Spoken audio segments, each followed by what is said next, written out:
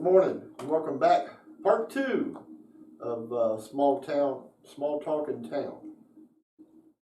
I still have Jason Tickler here with me, and I would like to, discuss with him and get some of his feelings on what he thinks about on this Governor Northam school opening. He's talking about doing it in 3 phases.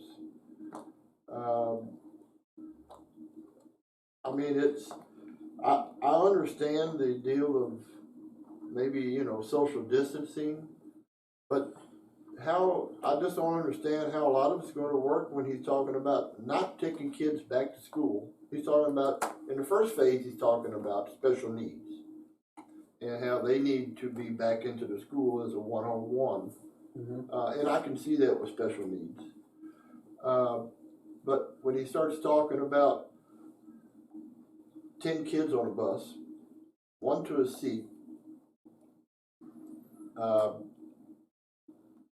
phase 2 opening up, letting some of the kids come back, some of the after school curriculums like clubs maybe starting to meet, but kids still staying on at home schooling and getting their information off of a computer.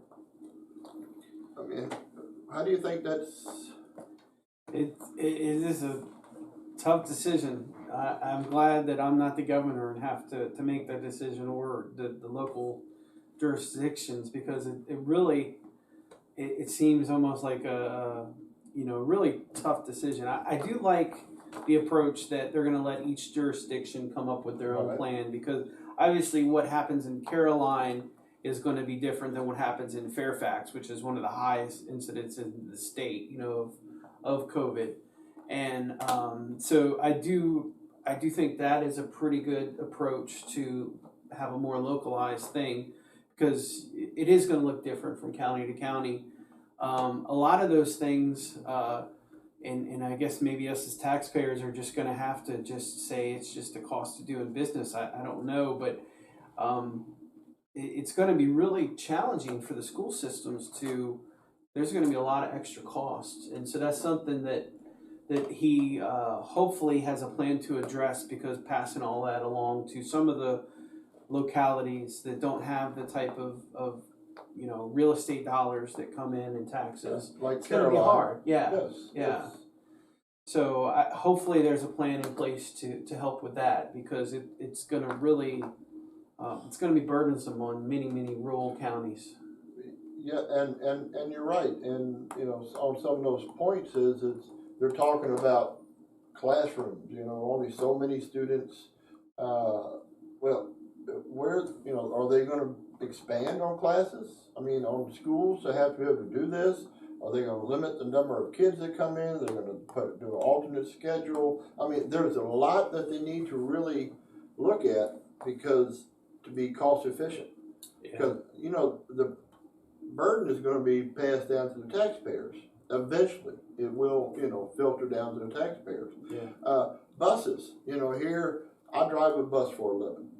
Okay, so I'm just now on my official summer break, and I've been off since March 12th. But they're talking about 10 kids to a bus. The bus run that I used to have before I went special needs, I had 56 high schoolers. Yeah. So that's 5 runs plus. That's 5 different buses that's got to go through and pick up kids. Where are these buses coming from? And the biggest downfall is we can't get drivers to drive what we have now. They come in, they get trained, and then they last a couple months and they're gone. They take that CDL and they're off driving a dump truck somewhere. Free training. So, I mean, it's really, I hope the counties can really come up with a good plan that the governor really takes into consideration. Then you have the rural areas that do not have internet. How are these kids going to sit in front of their computer and do a classroom session when they don't have internet? Yeah, it's a lot of challenges. I really, us as a community, we've got to really find a way to support the school leadership and pray for them. And, Dr. Calveric and Dr. Monroe and all of them, I'm sure they have some really good plans. They might be some great people to bring in the show at some point, but it's a lot of hard decisions, and hopefully this vaccine is available Yeah, in a we can get back to normal quicker. yeah, but it is definitely unprecedented, challenging times we live in, and it's. It is. We have to rise to the occasion. We have no other No other choice. choice. I mean, we Yeah. have to figure out a way to get through it, and Yeah. and I know we can. We have some really bright people, and again, I really think that the idea that they're going to let the local jurisdictions determine the best phase for their schools, I think that's pretty empowering for the local folks. But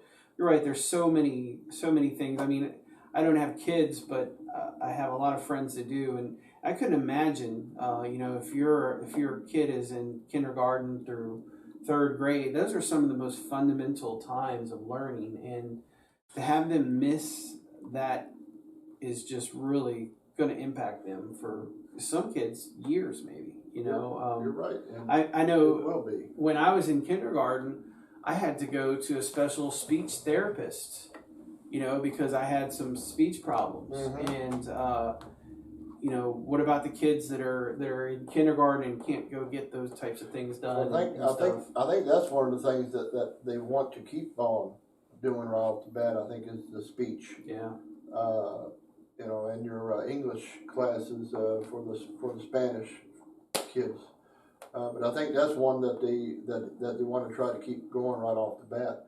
But you're right, it's going to be challenging, but I'm going to leave it up to our leaders, and I think they can come up with a plan.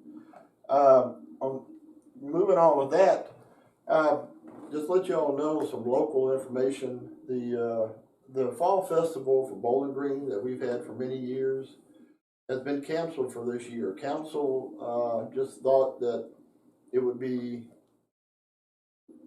best to, since we don't know what's going to be happening here in the fall and how things are going to be, and we're not able to monitor the self-distancing so much because we draw thousands of people in from the area to come into this, and so we thought it best to just cancel it for this year. But the state fair has decided to go ahead and run the state fair this year, and that will be from September 25th through October 4th at the Meadows Event Park. So that is still on. The farmers market is running every Saturday here in town. You need to follow their guidelines and the way they have it set up for self-distancing. And then also the flea market that, if you remember from last year, started up and was running one Saturday a month. Well, they're starting up this month, June 27th, and they will be doing their, the booths, the vendors will be set further apart, so you may have to walk farther to see it all, but it's good exercise. So that starts the 27th, and then it runs for the second Saturday of every month until October 17th. And that's the same day that the farmers market will end also, is the 17th. And one last thing, today in history, 53 years ago today, the Supreme Court, the U.S. Supreme Court, made a historical landmark decision. They found that it was unconstitutional for the states to forbid the marriage of different races, people of different races. And this was a court ruling by a case that was brought forth from Richard and Mildred, who were known, their last names, I can't remember her last name, but his was Loving. But it became the Richard and Mildred Loving case. But just want to let you know that was today, 53 years ago. And other than that, is there anything, Jason, you need to add or would like to add? I just want to encourage people. Bowling Green is a great community. One of the gyms we have is the farmers market, and invite your friends that live outside of the county to come check it out. It really is, it is one of the gems. I've been to all the farmer markets in the region, and one of the good things about this one is it's small enough that you can shop it and see everything. Some of them are so big you literally can't even see everything. So it's a great way to come. Well, you got this small town feel too. Exactly, yeah. So I encourage people to come check it out. And invite your friends. It really benefits the local economy. And you got local businesses in town that are open. You got two art galleries, restaurants, hair salon. So yeah, I mean the farmers market has a tendency to draw a lot of people in here. So please do come in and visit it. Other than that, thank you for having me. hey, you're welcome. Thank You for being here, Jason, and I will have you back again. Sounds good. You get another program that comes forth, we'll have you back, or we'll have you back, give you an update, and give us an update on, how things are going, with the program that you have out now. Sounds good. Thank you all. Other than that, we'll bid you farewell until next time. Have a good day.